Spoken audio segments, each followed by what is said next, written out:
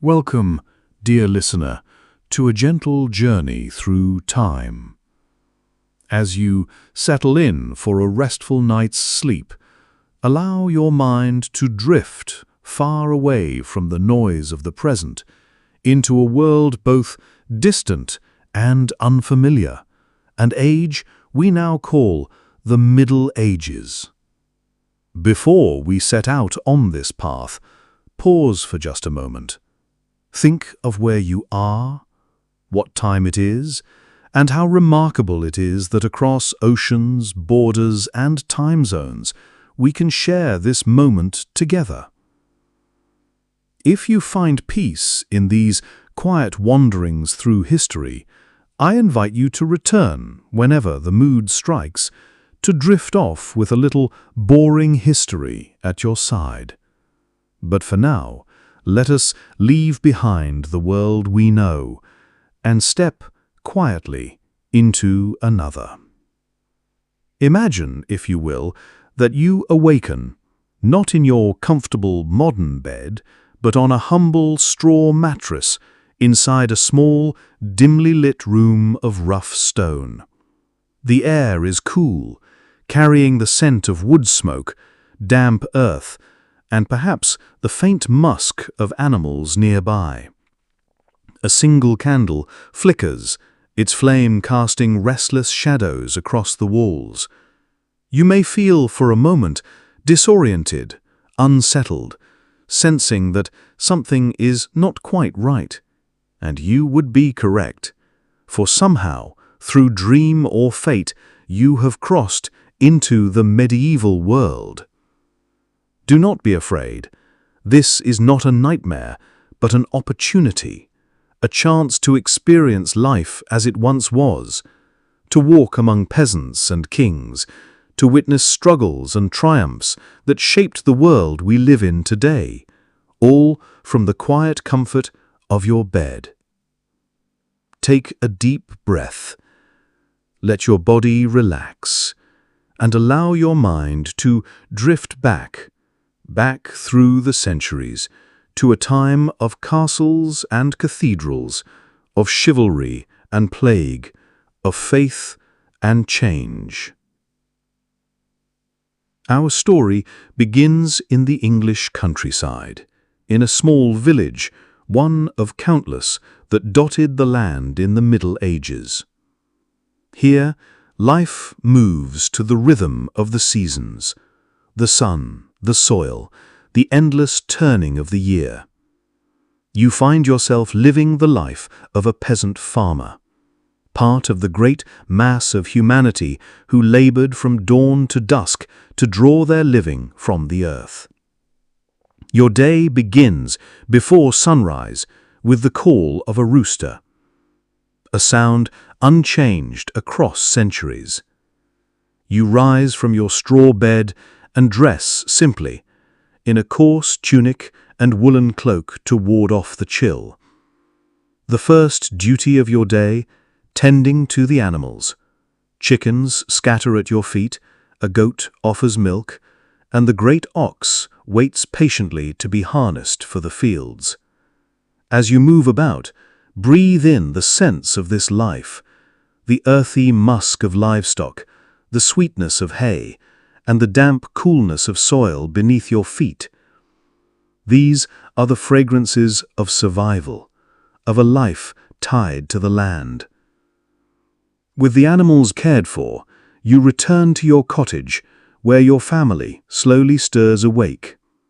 Together, you share a simple breakfast: barley porridge, a piece of hard bread, and a cup of weak ale.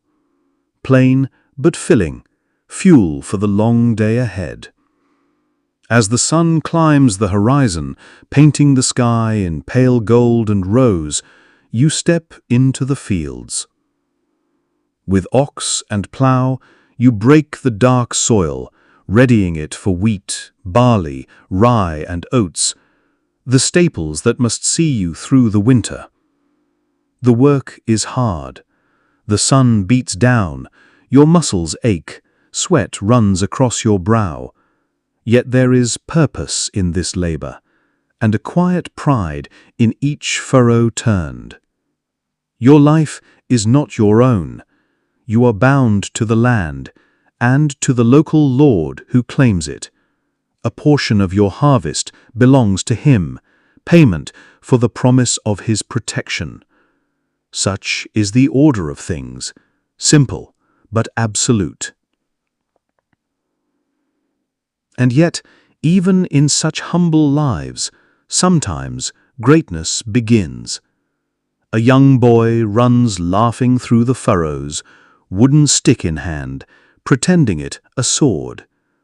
He is carefree, unknowing of the path that awaits him. His name is William.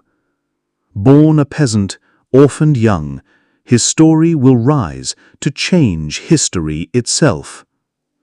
William is taken in by a local lord, given the rare chance to serve as a squire. He learns quickly horsemanship, swordplay, the rules of court, and the art of command. Tall, strong, and sharp of mind, William soon draws the attention of the Duke of Normandy. The Duke knights him, grants him lands, and sets him on a path of power. But William's ambitions reach farther still, across the Channel, to the throne of England. The year is 1166. The English king dies without an heir, and William makes his claim. He gathers his army, sails across the Channel, and meets his rival, Harold Godwinson, on the fields near Hastings. The English form a mighty shield wall, spears and axes bristling like the spines of some great beast. They hold their ground, hour after hour, against wave after wave of Norman cavalry. But William is cunning. He feigns retreat, luring the English from their defense. At the perfect moment, he turns and strikes. The English lines break, King Harold falls, an arrow piercing his eye. By day's end, the field lies quiet, strewn with the fallen. William stands victorious. On Christmas Day, 1066, he is crowned King of England. William the Conqueror. A new age begins. The Norman conquest reshapes England forever. The old Anglo-Saxon nobles are swept aside. French becomes the language of the court. Castles rise across the countryside, first wood, then stone. Towers, battlements, and moats stand as both fortresses and symbols of Norman rule. Within these castles, lords and ladies live lives of ritual and pageantry. Feasts in the great hall, music of minstrels, knights training in the yard, craftsmen at their work. Yet for all their splendor, castles are also havens of safety, refuges in times of unrest. This was the world of the Middle Ages, a time of struggle and faith, of power and simplicity, a time when the lives of kings and peasants alike carved the path of history. And so, dear listener, as you drift toward sleep, let the echoes of that distant world surround you, the crow of a rooster, the creak of a wooden cart, the flicker of a candle's flame. The Middle Ages were not only history, they were human lives, and tonight you have walked among them. When the threat of war or civil unrest rises, the castle responds with precision. The drawbridge lifts, the portcullis drops, and the heavy gates close, securing everyone inside from the dangers that lurk beyond. But the castle is only part of the story. Across the medieval landscape, magnificent cathedrals and quiet monasteries rise from the countryside, each a testament to the power and grandeur of the Catholic Church. In a world where faith shapes daily life, the Church wields enormous influence. It is the guardian of knowledge, the voice of morality, and the path to salvation. To earn the Church's favor is to align oneself with divine authority. Monasteries serve as vital centers of learning and culture, where monks devote their lives to copying and illuminating manuscripts, preserving the wisdom of the ancients and the teachings of the Church itself. These religious institutions are also economic engines, with extensive lands farmed by peasants and serfs who produce wool, grain, and other essential goods. For many, the Church offers the only path to education and social advancement. Sons of nobles and merchants are trained as scholars or clerics, while daughters learn domestic arts and needlework in convents. Yet, the Church can be as formidable as it is nurturing. Preachers warn of greed, lust, and gluttony, painting vivid pictures of eternal punishment for the unrepentant. For some, these warnings are a call to a higher purpose. Benedictine monks, for example, take vows of poverty, chastity, and obedience, withdrawing from worldly life into prayer and contemplation. They rise before dawn to chant, spend their days in study and labor, and sleep on hard straw mattresses for only a few hours each night. Not all church leaders live this austere life. Abbots and bishops often participate in worldly matters, engaging in politics, diplomacy, and sometimes even commanding armies to protect lands and interests. Spiritual and temporal authority intertwine, creating an ongoing tension that permeates medieval life. This tension is perhaps most visible in the Crusades. In 1095, Pope Urban II called on the Knights of Europe to take up the cross and journey to the Holy Land to reclaim Jerusalem from Muslim rule. For many knights it promised glory, honor, and spiritual reward.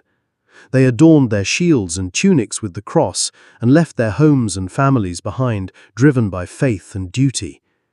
But the reality of the Crusades was far harsher. The journey east was long and perilous, across hostile territories and treacherous seas. Many perished to disease, starvation, or battle. When the Crusaders finally reached Jerusalem, they found a city already scarred by conflict. In 1099, after a brutal siege, they seized the city, leaving streets soaked with the blood of the fallen. Christian kingdoms were established in the Levant, yet holding these distant lands was a constant struggle against determined foes.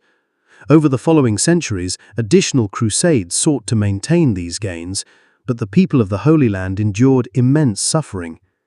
Despite the violence, the Crusades also brought new knowledge and goods to Europe. Returning crusaders brought spices, silks, and ideas that fueled trade and cultural growth, setting the stage for the Renaissance. The world, once vast and distant, began to feel smaller, its horizons expanding year by year. For the common people of Europe, however, life continued as a daily struggle. Then, in the 14th century, a deadly plague emerged from the east, the Black Death. Initially whispers and rumors, the disease quickly spread. By 1347, it reached Europe from ships arriving from Crimea, carried by fleas on rats. It moved swiftly from town to town, leaving devastation in its path. Victims suffered fever, chills, vomiting, and the blackened swellings known as buboes. Most died within days, their bodies piled in streets to be collected by carts of the dead. Panic and despair gripped communities. Some fled to the countryside, only to carry the infection with them. Others turned to superstition, blaming minorities, witches, or seeing it as a divine punishment. By the worst phase, roughly a third to half of Europe's population had perished. Fields went untended, towns were abandoned, and the social and economic impact was immense. In the aftermath, labor became scarce. Peasants, once bound to the land, could demand better wages and rights, weakening the old feudal order.